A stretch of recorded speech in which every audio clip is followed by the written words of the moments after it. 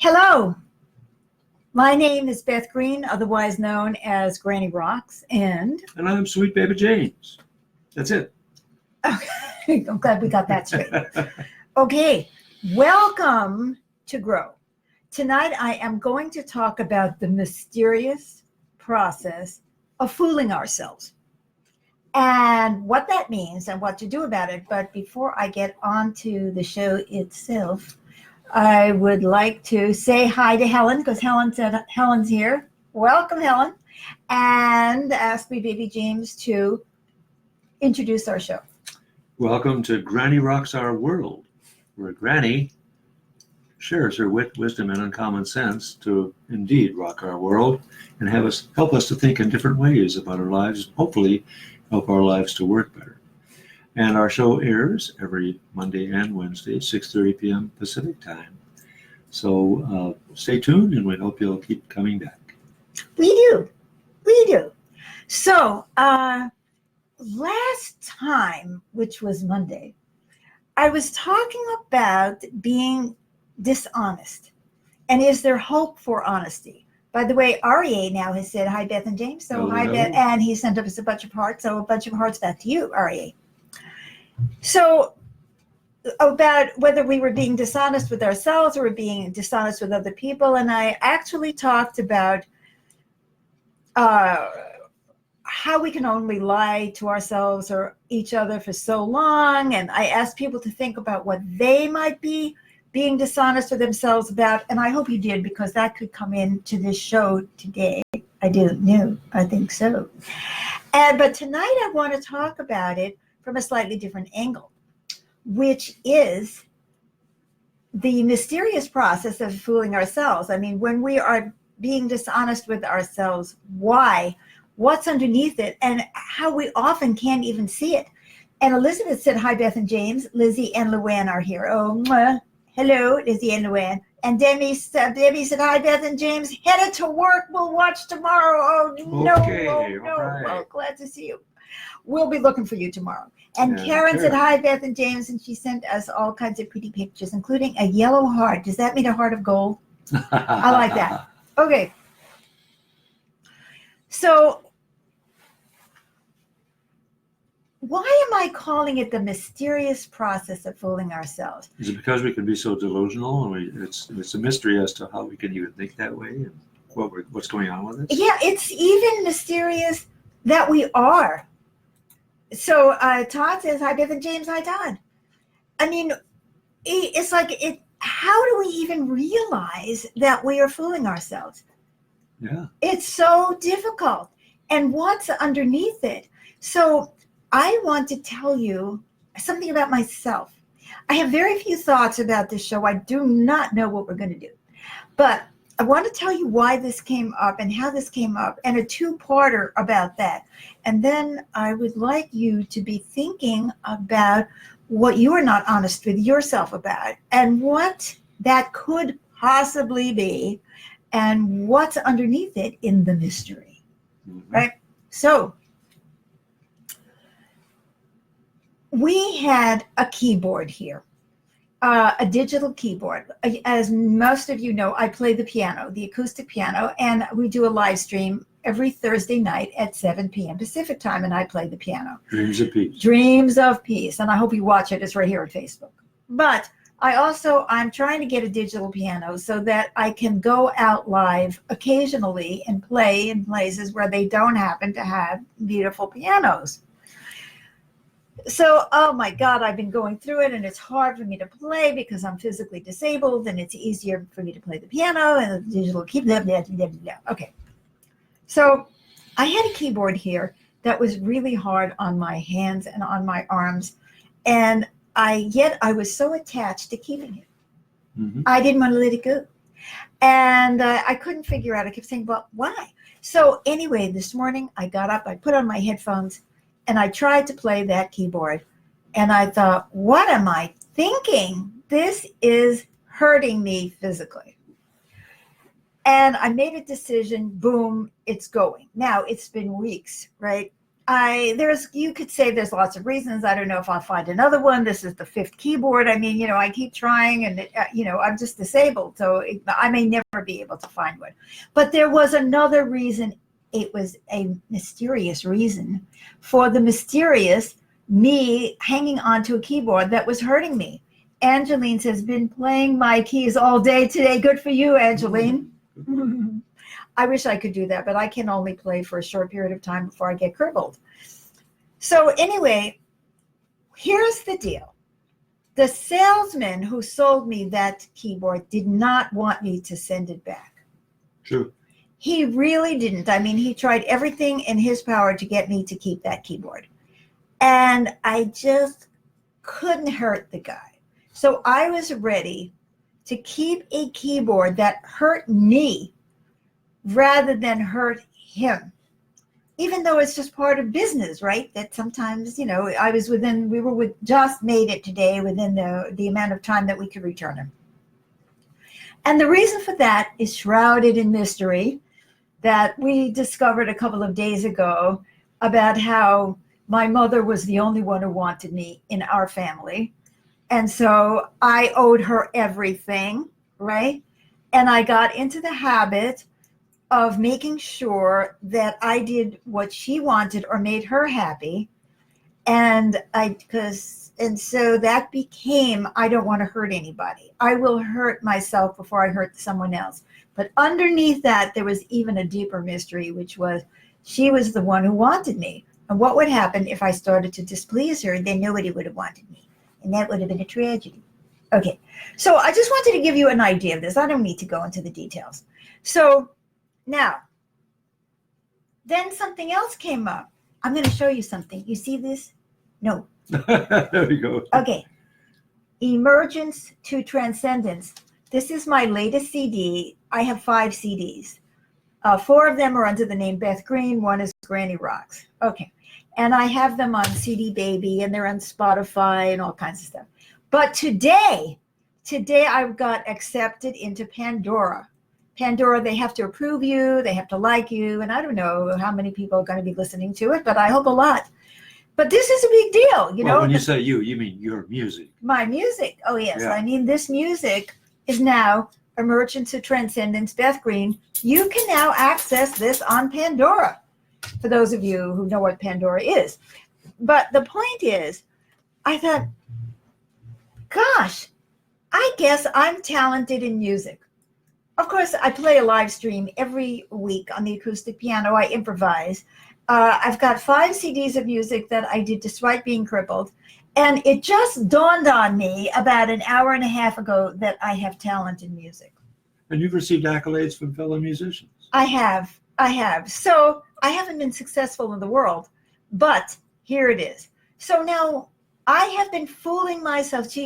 See, the last thing was I was fooling myself about wanting to keep the keyboard when I really wanted to get rid of it. And this time I was fooling myself that I wasn't talented. Now, why would I not want to acknowledge that I'm talented in music? I could see I have a lot of talents. I can talk, I can think, I can smile, I'm intuitive, you know what I mean? I don't have any it's not ego. I mean, I just recognize that I have these talents, but I could never feel that I was talented in music. And I was, but I didn't know it. And why? Well, it has to do with the same thing. I hope I'm not boring you to tears, but I'm trying to elucidate a point. Interesting. Oh, Richard joined on the road. Oh, thank you, Richard. So what I discovered was that my mother in particular, but the whole family, had invested so much we were so poor, and they made sure that I had piano lessons and all of that. They had invested so much. I know what they wanted me to do is to play music in a certain way. I can't do that physically. I cannot play classical music. I have to improvise. Well, why couldn't I have discovered that 60 years ago, 59 to be exact? Why did I have to wait till I was 73 to find out that I can improvise music on the piano? Right? Well, because I didn't want to know that I was talented in that way, because that would have taken my life in a different direction, and that I would have left them high and dry. Now, you can imagine, can't you, if your children, or you were the child, and your parents had put everything they had into you and sent you to college and did all that stuff, and then you said, no, I really want to be a steel worker, you know what I mean, or a carpenter, or whatever it is. So they could be a little bit disappointed. Or so believe me, I went off in my own direction in everything in life, but not with music. I couldn't let myself see that I had any talent in music. So you were fooling yourself, not allowing yourself to see that. Exactly. I was accepted to the High School of Performing Arts. I was accepted into a conservatory of music that only had 32 students that were all on scholarship of all ages with 4 instruments. But I couldn't say, gee, I must be talented. No, because where that talent would have taken me, my piano teacher wouldn't have liked it, but my parents would really have been disappointed. Now, look at this. I am a pretty self-aware old lady. And these are 2 things in my life that I have just discovered in the last, I don't know, 12 hours, less than that. It's shocking. Are you shocked? Are you shocked? Are you shocked? I'm shocked. Anyway, this is all I have to say. What I want to do is I want to talk about, what do you do about it? Are you willing to even look at things that you may absolutely hold as true? Maybe they are not true. And then look at the mystery that's underneath those beliefs. They're not necessarily beliefs about yourself, but they often are beliefs about yourself. Like, oh, I believe that I'm truly happy in my marriage, or that I'm truly heterosexual, or that I'm truly homosexual, or that I really like people, or that I'm actually white. Hi, Amy said, hi, Beth and SBJ. I always love seeing you. Thank you. We love seeing you too. So here's the 1-2 punch. What do we do about it? Well, we have to face it. But how can we face it if we don't even know, right? Right. But we have to start becoming willing. Like we say, okay, talk to the universe and say, I want to be willing to see the things about myself that I have not been willing to see. And, you know, a lot of times we don't want to see negatives about ourselves. Oh, I'm really selfish, or I'm really stupid, which I hate that judgment, but it's a way that we sometimes judge ourselves. Or I'm really a slug, or I'm really mean. Helen says, yay to Pandora. It's been a long time coming. Yes, Pandora rejected my music, 7, 8, 10 years ago. Right. I can't even remember when it was. Maybe 18 years ago, they always rejected my music. Now they discovered me. Okay. But so a lot of times the things we don't want to see about ourselves are what we think of as negative. But sometimes, look at this, they can be just something good about ourselves, or recognizing some need that we have. So we've got to become ask the universe to help us to face it. Then we have to stop doing it. Well, how are we going to stop doing it? Well, we may have to just bite the bullet. Like, I woke up this morning, and I was playing the keyboard, and I told sweet baby James, I said, James, this keyboard has to go. It hurts. It hurts me too much to play this thing. And he put it in the UPS today. That's right. And so we may need to get support to stop doing something. But let's say the people who don't want us to know we're married to them. Like, my husband may not want, this is not me. I'm very gifted in, crocheting. And my husband doesn't want me to know that I'm gifted in crocheting because he failed crocheting when he was in college. And it would be too painful for me. So you see what I'm saying? Okay, I know that is a silly. I love silly examples, don't you? Because they stick out in your mind. They stick out in your mind. But it could be something very personal. It could go all the way back to our childhood.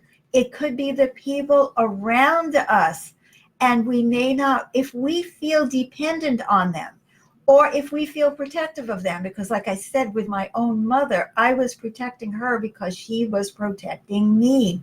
She was my champion in everything, but particularly in music. And I went back to the feeling, and I came in and said to James, I'm talented in music. He's always said that I was talented in music, but he doesn't really want me to be talented in music, but he recognizes that I am, right? Well, I'm the one who didn't.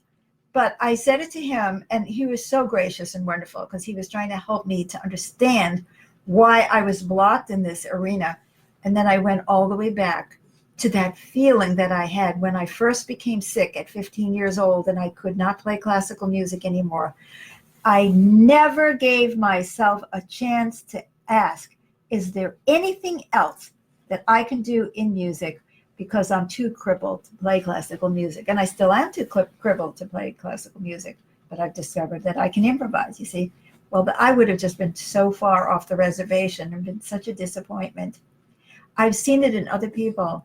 Someone I know very well, his daughter likes to sing Broadway, and he wants her to sing classical music, right? Mm-hmm. So there it is. Does anyone want to share something about something they are realizing, maybe right now, just in this moment, realizing something that they have been fooling themselves about, that they didn't want to admit that it could be good or bad or indifferent, or because, and of course we probably won't be able to get to the depth of why you're doing it, but throw it out. What have you been hiding about yourself to yourself? Like, I don't like having sex with my partner. And what does that mean? You know, what could that mean? Or I really don't like having children, and I have 3. Or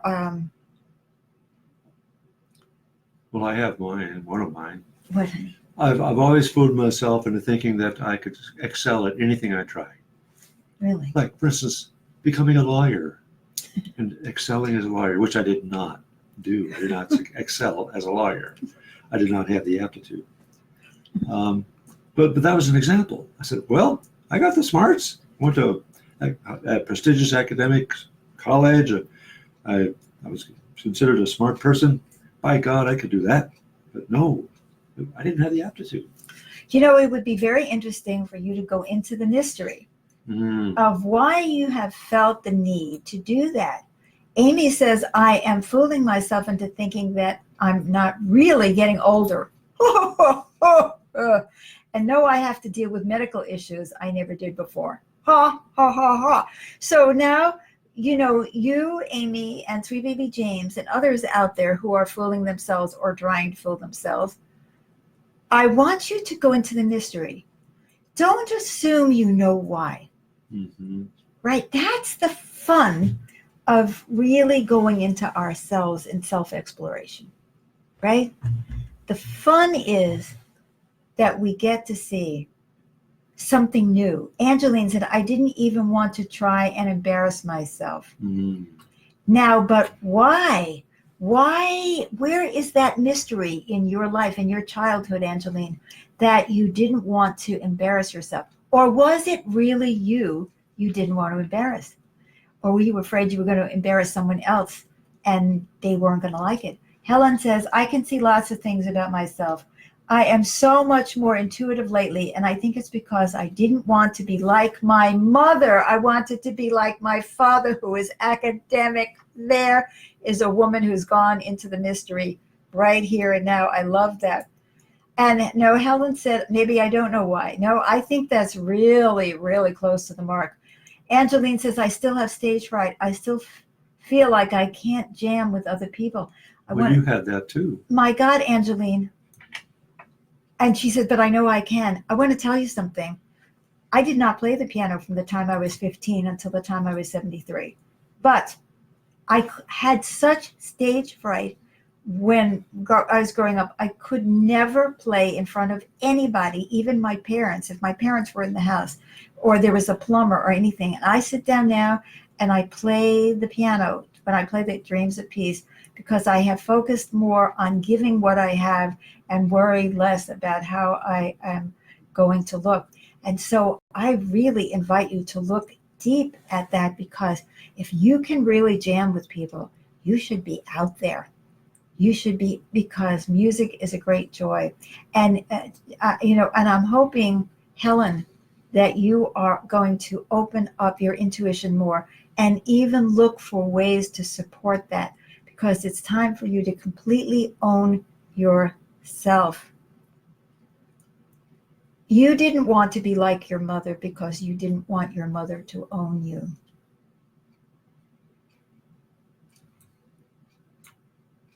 And if you had been more like her, or if she had seen you as being more like her, she would have owned you, because you had something very similar to what I did, because you were going to fulfill her dreams and you rejected that. So you took yourself away from the things that were natural for you.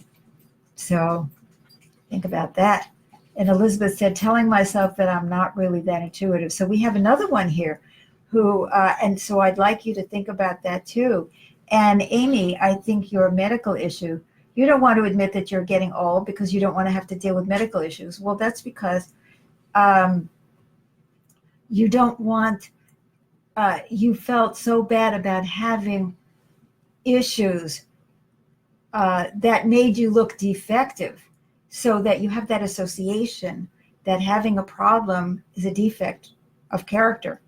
And Helen just said, I am right. That's right. I didn't want my mother to own me. Wow, thanks. You are so welcome. Oh, this is such great fun. So I see that we're overtime.